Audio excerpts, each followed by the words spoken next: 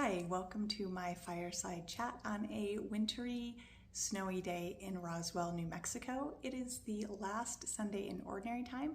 That means Ash Wednesday is coming up this Wednesday on Valentine's Day. And that really got me thinking that since we are going into the season of Lent, it got me thinking about what the purpose of Lent is and what it means for me this year. Last year, I tried to give up drinking and I went for about 3 weeks and then I failed.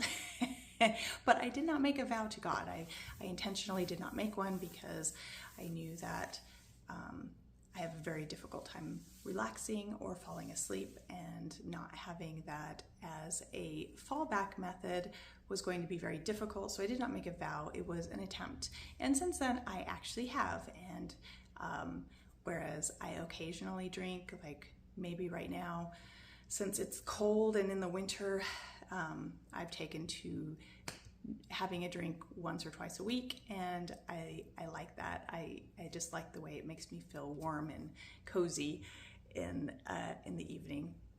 I like that in the winter, but I actually gave it up entirely for quite a while, and so I don't really have that struggle this year,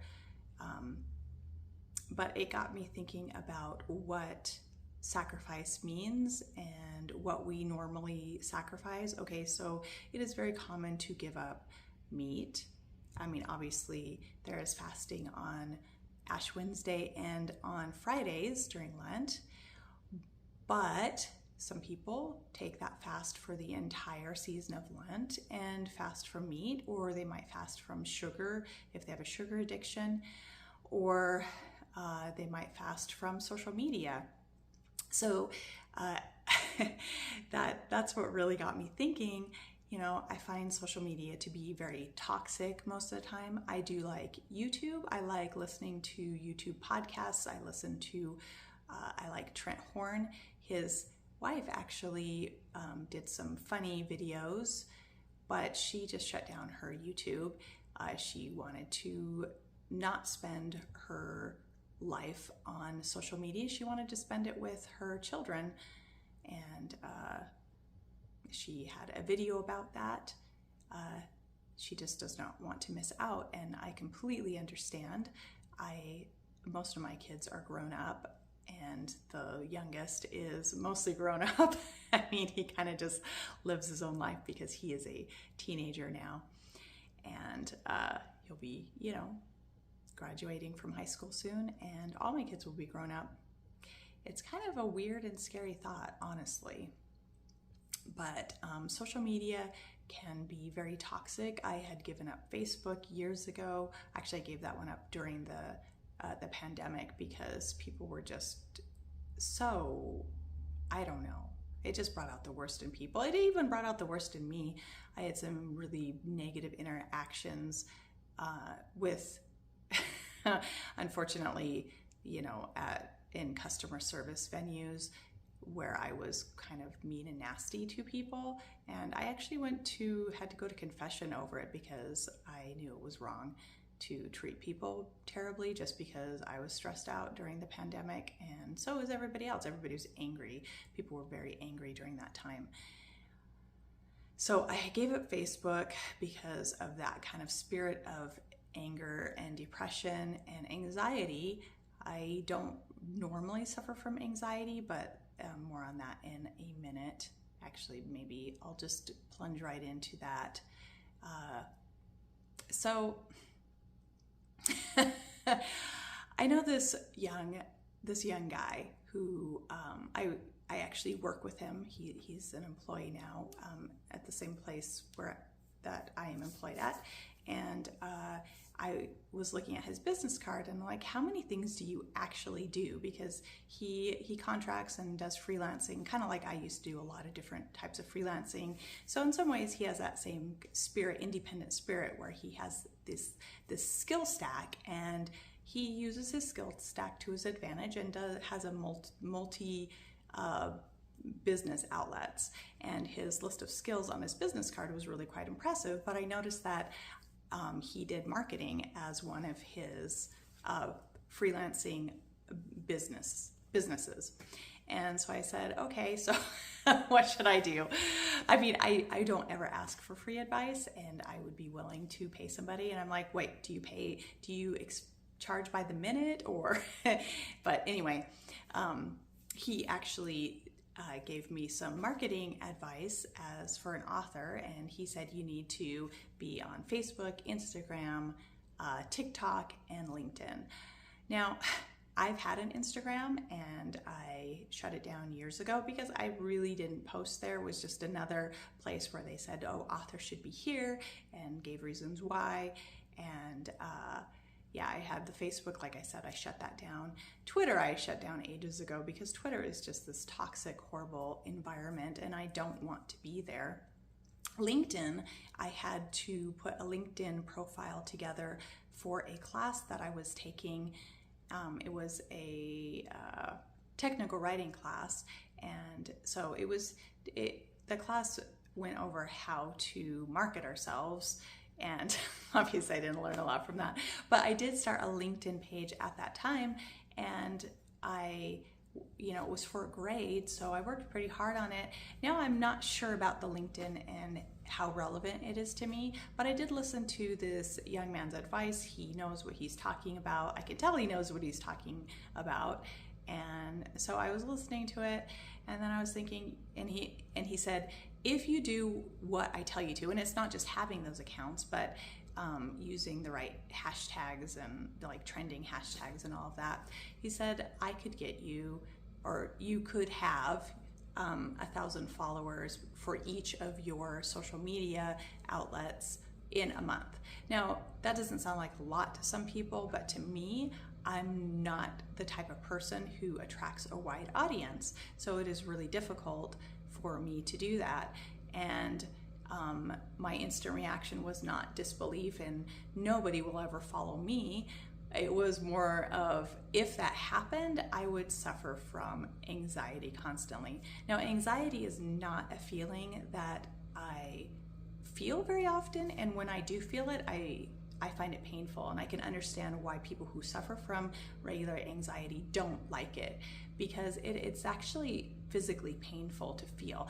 I don't like it, but I do have social anxiety. So the thought of being not invisible any longer and being visible across platforms, even if it's just 100 people, it makes me anxious. And I'm like, do I really want to do this? I don't think I want to do this. But I looked down at his card, and he also does photography. He said, but I'll pay you to do some professional author photographs for me. And he said, you know what? I will do your author photo for free if you follow my marketing advice. So he was holding that out as a carrot.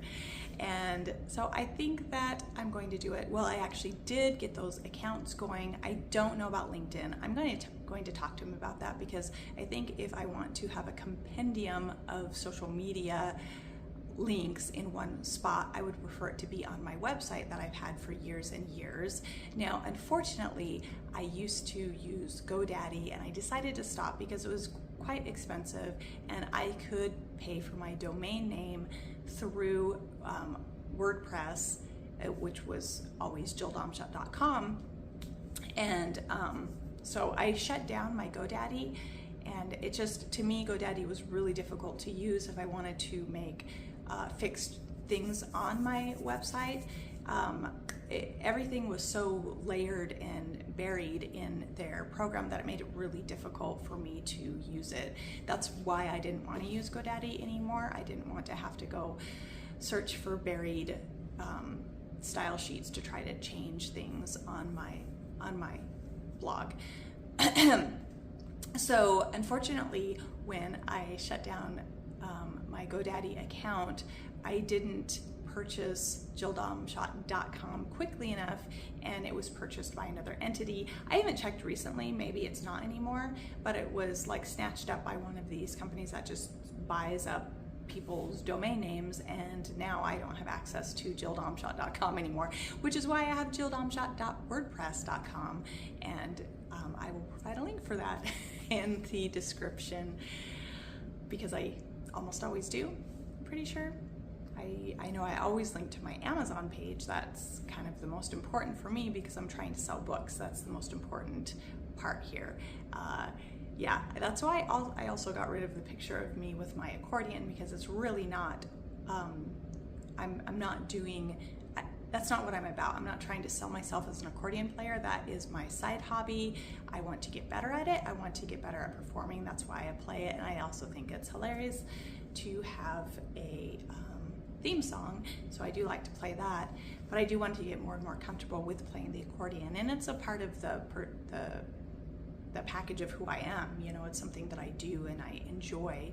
So it is part of that, but it isn't my main focus. So that's why I took down that picture, even though I love that picture, because I look like my grandma, and my grandma, she was just wonderful and beautiful. Anyway, but what I was thinking about for Lent is, what if the ultimate sacrifice is giving up my ego? So giving up my ego and starting these social media accounts and just allowing myself to be vulnerable and not worry about it. And if I get anxious, take it to God, because I have had social anxiety my entire life. It's the only kind of anxiety I feel. I probably don't have natural anxiety when I should, but I do have huge amounts of anxiety when it comes to social situations. And so I think that that could be the ultimate sacrifice, is instead of giving up social media, starting it up again and allowing myself to be vulnerable, and maybe not interacting in all these toxic places and spending hours and hours looking at TikTok videos. I've never had TikTok. That's one social media outlet I've never had, and it sounds horrible, really, honestly, but I do like some of those short form videos. I think they're funny, and I guess some people really like them. They like those short form videos. My favorite, of course, are long videos, as I've said before, because I like to listen to podcasts in the background when I'm working, and I like to listen to people talking about apologetics mostly, and sometimes other topics as well, but that's my main focus. That's what I like to listen to. So I really, and honestly, when I go for a walk, or when I'm cleaning the house, or when I'm at work and want to listen to something, I don't want to have to find a new video to listen to every 12 minutes, because a lot of videos for some reason fall around that mark, the 12-minute mark. And definitely if they're only 1 to 5 minutes, I definitely don't want to listen to those. That's just not what, it's not going to meet my need, which is to listen to something interesting while I am cleaning house or walking. Although most of the time when I walk, I listen to music, because I like to, it's sort of my stress relief, walking. And when you walk and you listen to music and you kind of dance around, and it's fun, and it's this big stress relief. Anyway, so I don't know how I'm going to deal with TikTok, but I could always find a short form of my longer YouTube videos, and use it for TikTok. I suppose if I just sort of put the same videos on each platform, which I guess is kind of boring, but each one will reach a different audience. If I manage to get this audience that he's talking about, I don't know. What am I even selling? I'm selling myself, my personality, I guess. I mean, I've written mostly in the sci-fi genre, sci-fi or speculative fiction, I guess you would call the broader umbrella category, and my ghost story murder mysteries, although I've moved into the mystery category, it still fits into that speculative genre, because ghosts are speculative. I mean, I believe that they're real, but they fit into that sort of supernatural, not quite ordinary definition. So I guess that is my brand, is speculative fiction of various types. But I am my own brand, and you know, authors tend to be, I guess they could be branded off just the type of fiction that they write, but if they're they can't stick to one genre, then I guess they themselves are their own brand. Although I've known authors who use different author names for, hi Kindle, who use different author names for their different genres that they write. I don't think I'm going to do that. I don't want to. I think that would be too confusing, and maybe I'm not willing to sacrifice my ego enough to give up my main name for all my books because I want my name to be plastered on it. I guess that is really egocentric, right? So don't knock over my music stand, Kindle. I have to prop my phone on the music stand when I'm in the house because my normal stand for my phone is out in the shed and I don't want to go get it. I did that last week too. Put it right on the music stand, and if you put it too forward, obviously it's going to flop off. It's meant to hold papers, and so it doesn't work very well with the phone, but it works okay. I don't have a lot of music to put on the music stand anymore, so mostly I just put my phone and I'll listen to tutorials when I'm, or whatever, because sometimes I just listen to, because I like to be distracted when I play my accordion. So sometimes I listen to inspirational podcasts, Christian podcasts, when I'm playing my accordion as well. I get really addicted to those. I don't know why. I just love listening to people talking about God, I guess. It's my part of who I am and part of just how I live my life. I like to pray, do my own prayers and do my own Bible readings, but then I also like to listen to other people praying and doing Bible readings or devotions, and so that is a big part of my life. So yeah, I thought that for Lent this year, I could give up my ego if at all possible. What the funny thing is that I'm like, I don't, when I was talking to this marketer, I was telling him, I just don't know how I can do this, and I'll have all this social anxiety. And he says, well, you should just, make videos about that. Make videos about being an introverted person on social media. But the truth is, there's a huge, huge difference between being shy and being introverted. I don't think that I'm introverted. I think that I'm shy. And shyness is like a polite way of saying social anxiety.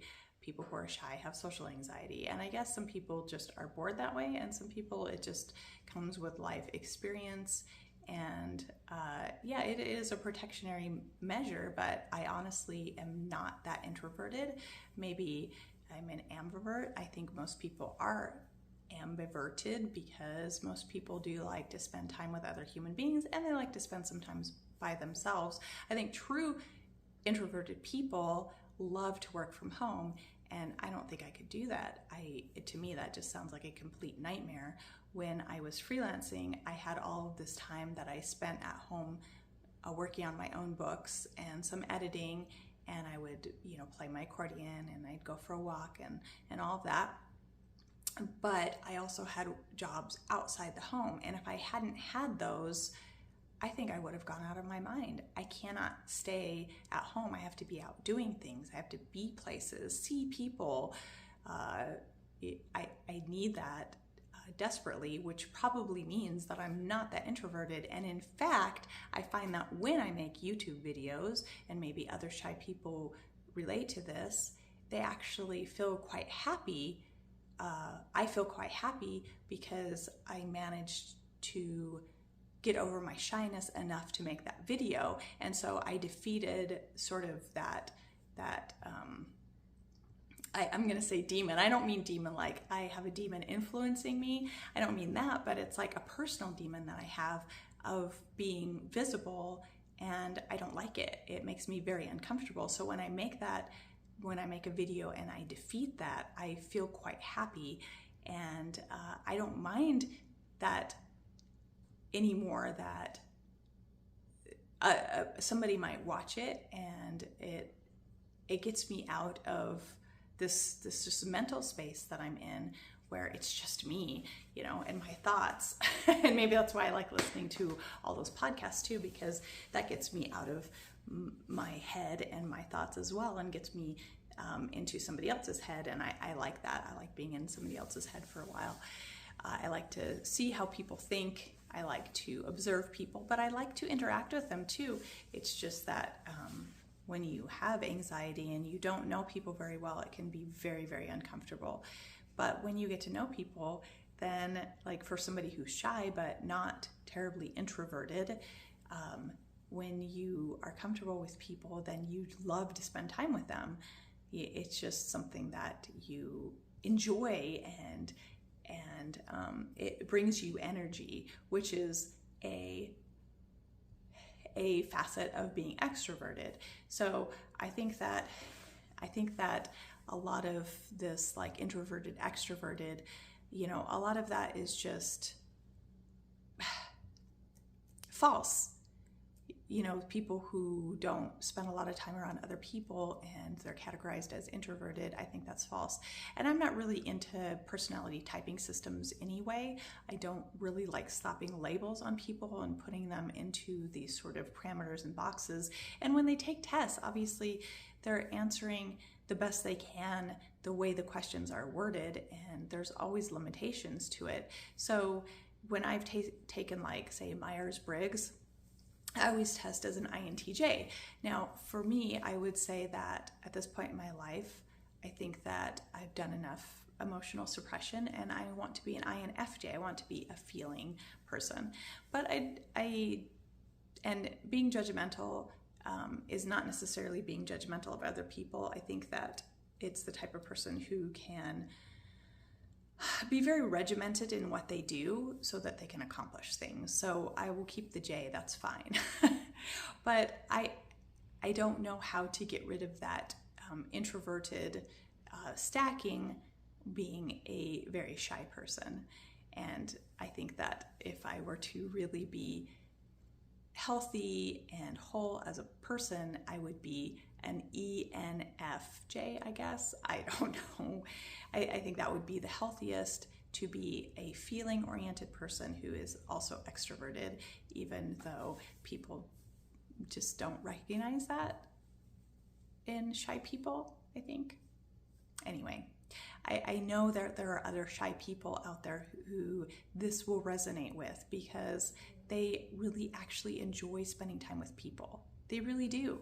It's just that they're scared to and feel uncomfortable in new social situations. And so they avoid them as though they were introverted, and then they feel miserable because they want to spend time around people.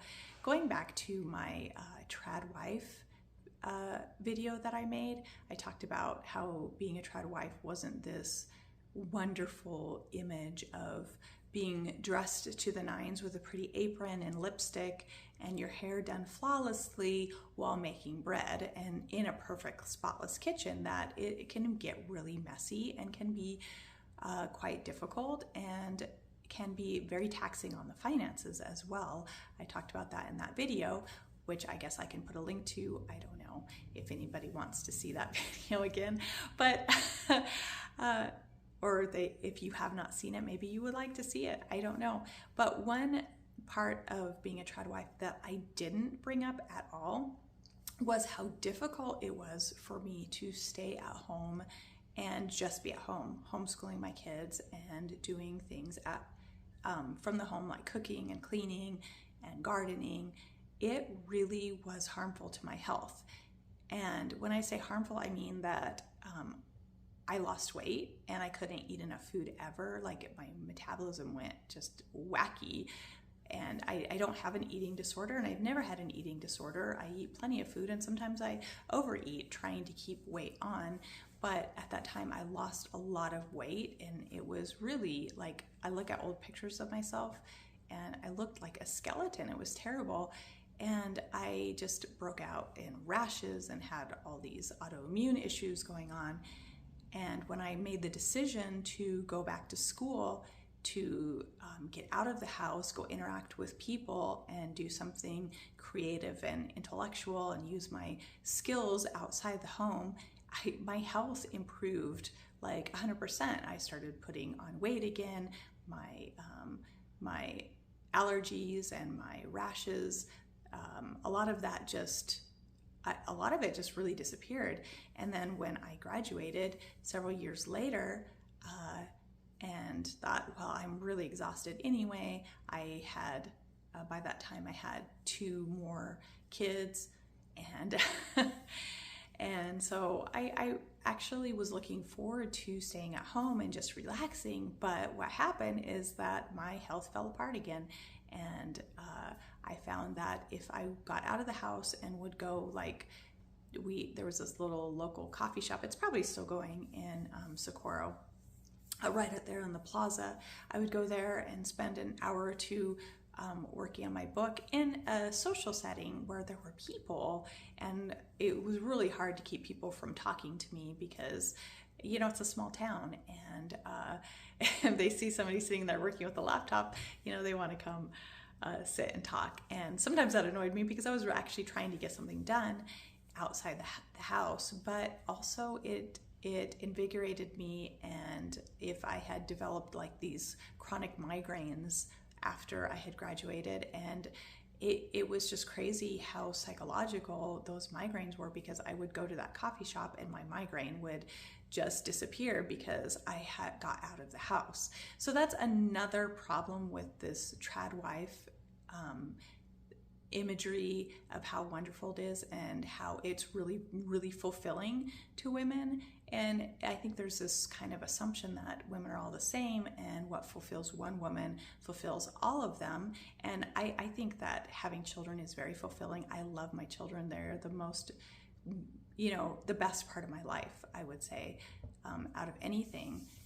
But God also created me with a creative streak. He created me with a desire to accomplish tasks and to just be out there and be adventurous in the world, and not just sit at home and bake muffins and sew clothing. I mean, that just, I actually don't have, I used to have some baking skills, but then it turned out that all my kids were celiac, or actually, I say celiac because most people recognize what that is, but they actually tested positive for wheat allergies, which is different than celiac. The wheat allergy produces a different antibody than celiac. It's the difference between like IgA and IgE, I think, are the 2 different antibodies. Anyway, so my whole baking life kind of got, I just didn't enjoy it anymore. And some people get really into gluten-free baking and they try to meet that challenge. But because 2 of my kids were also really, really, really allergic to eggs, it made it very difficult, because eggs help gluten things stick together. Anyway, that's more information than you wanted to know. But yeah, I do like baking. I used to really like it, but I'm not really a visual artist, and I don't work all that well with my hands. So sewing and things like that, even though I could do it, it just wasn't in my special skill set. Anyway, so I don't know how I got down that road. Oh, because I was talking about introversion and getting out of the house. So a lot of times mothers get kind of stranded in their homes because it's really hard to go out and have a social life when you have 4 kids. I mean, it just becomes more and more difficult with each child that you have. It makes it very difficult. And so moms just get stuck in the home a lot. And I think for somebody who needs the outside stimulation, they need people and ideas, and they need that to sort of stimulate their brain and their productivity. And if they spend, a while, just taking one class, because before I went back to school, I was trying to, I would take a math class, or I would take a Spanish class or a writing class, and but they were still all from home, and they didn't help me to get out and do things. And this is why I really, really do not like online classes, because even though it's very convenient for working adults, and I guess it was considered convenient during COVID, although a lot of kids just dropped off the face of the planet. And so it really hurt a lot of children that needed to be around other people. You know, we are community oriented. Humans are. We're community oriented. We are meant to be around each other. And there are some people who just do really well with less community interaction. But most people need it desperately. And so when we try to do everything from remotely, working remotely, taking classes remotely, it is convenient, but I don't know how good it is for the soul. That's what I have to say about that. And also social media can really separate us from other human beings. Whereas I say that it will bring me social anxiety to have all of these accounts where I'm making videos and putting myself out there, it's actually not the best way to interact with the world. You know, I'd rather be with somebody in person. I'd rather talk to somebody in person. I think that you can get a gauge on moods and emotions, and you can read people better when you are talking to them in person. And I found that when that's the case because Spanish is a second language for me. I find that if somebody is in my office and I'm face to face with them, sometimes I get too shy to really admit that I know Spanish, that's fine, you can speak Spanish to me.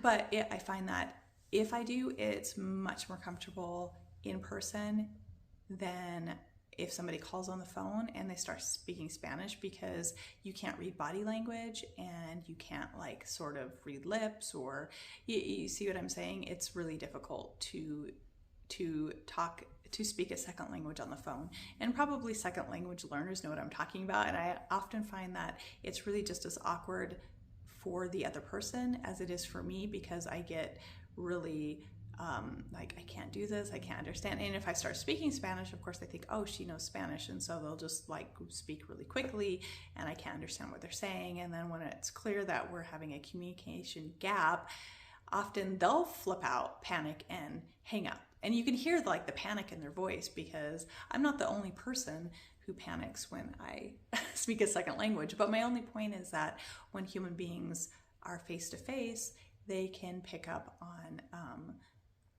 emotions, facial expressions, body language clues. And I'm not the best person for that. I mean, I wouldn't say that I'm really, really good at reading people, but it's a lot easier in person. And I like interacting one-on-one with people. That's my favorite, is just to have a nice conversation. I've talked about my book cover artist before. She's a good friend who keeps me sane.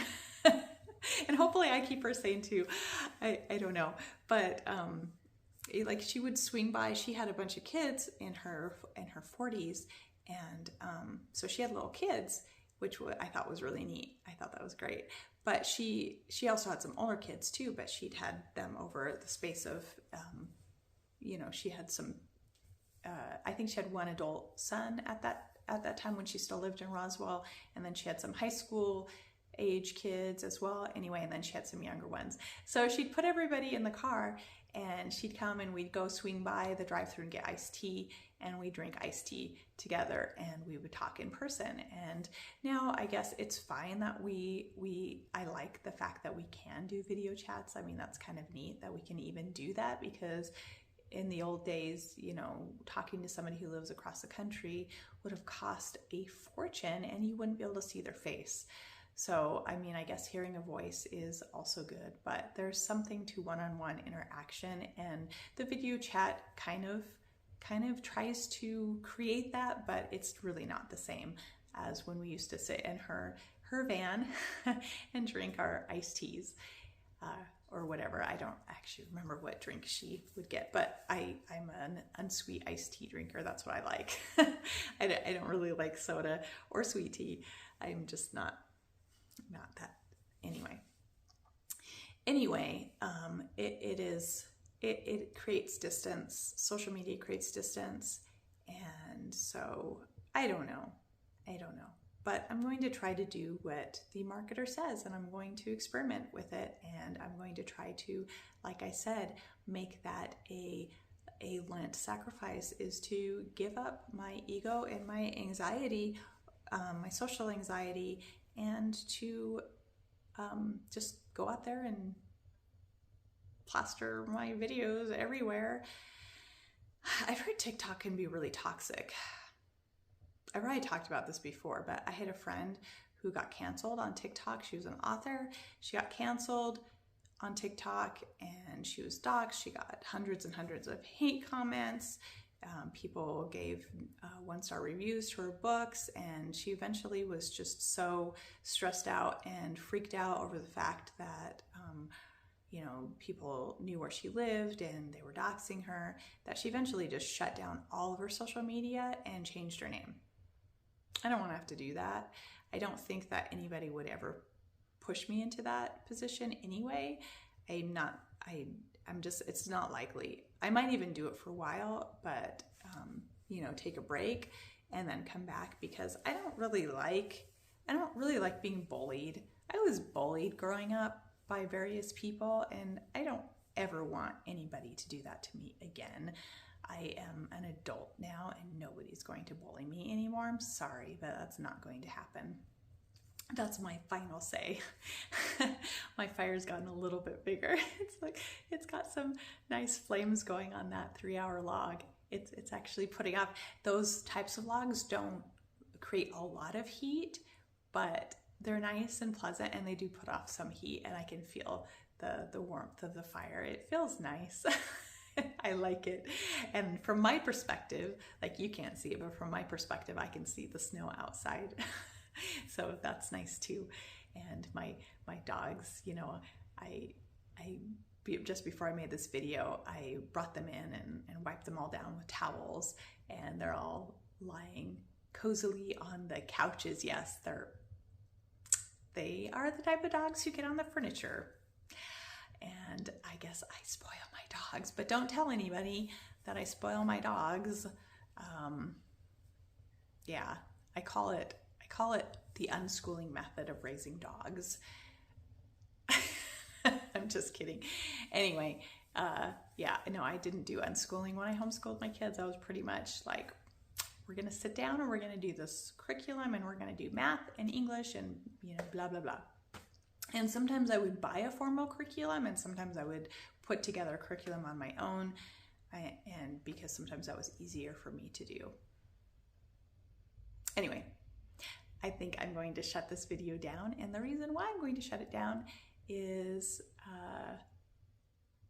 it's getting late, and I think I'm going to have noise in my house at some point soon, because it always happens. There's like a little space after I go to Mass. There's a little space that I have where I could possibly make a video inside my house. And so if I take that chance, I'm going to have to go out into the shed. I can be here in the natural light, because there isn't a lot of good natural lighting in the shed. There's one tiny little window. Anyway, this has been a calming fireside chat with Jill. I think that I meant to say something more profound than what I have said here in this video, but I've said what I've said, and I've talked about the difference between introversion and shyness, and I think that a lot of people probably understand that there is a big difference. And so when you get categorized as, like I did, like an INTJ, I say, no, I'm not an INTJ. I am an ENFJ, or that's what I aspire to be. And yes, because I think that I'm secretly extroverted and I'm just shy. Yes, that's my belief. And I want to be a really emotional person. I don't want to be this thinking person, because who wants to be a thinking person anyway? Yeah, you want to think and use your brain and be logical, but you're going to miss a lot of the beauty in life where you respond to the world with your emotions. The only emotion I don't want to experience is anxiety. So yeah, going back to that horrible social anxiety. I hate it. I hate that social anxiety. But this is the way I'm getting over it, I guess. I mean, life has forced me to in a lot of ways, and it's just the way what happened, you know, with every job you work, and you know, going to school and being forced to get up in front of people and talk. Like, that happened a couple times when I was going to college, and it was terrible. Like, there were a lot of people who expressed the fact that they had social anxiety about public speaking, and then they'd get up and give this flawless speech, and then I would get up and my voice would literally be shaking. I'm like, no. I don't know how you do that poise, but I can't do that. And I guess the camera does, again, separate us enough that my voice doesn't really shake on here. So that is a good aspect of making videos, I guess, but I really should get over that fear too of public speaking.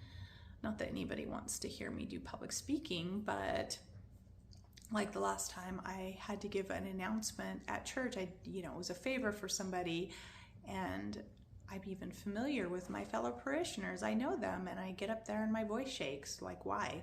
Because they're all looking at me all at the same time. I mean, these are people I know. I should be comfortable with them, right? Or at least, I mean, most of the people.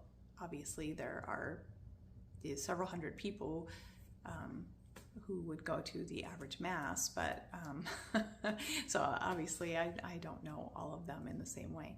But it should be a place where I'm comfortable and my voice still shakes. So, yeah.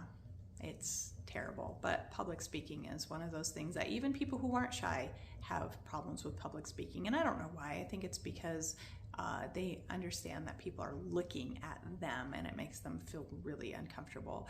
I don't think most people, the average people, don't like this to be the center of attention. It takes a very special person, and you see those people in Hollywood. Obviously, they like to be the center of attention. They like to be on film, and they have this huge rapport with their audience. Musicians, there are a lot of musicians like that too. And I wish I could be that way, because then I might play my accordion better.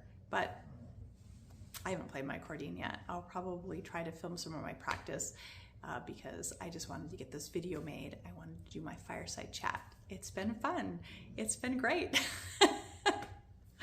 So I'll probably go play my accordion, do some practice, and maybe film some of it. And as soon as I'm on film, then yeah, it doesn't work like when I speak on camera. It's fine. But when I try to play my accordion on camera, and I know the video's watching me, it's like just being really stiff, and I can't play. So anyway, I'm gonna go do my practice now, and we'll see how that goes. And no, I'm not going to play in front of the fire. I'll go in the alien themed front room. That's what I'll do. So see you later.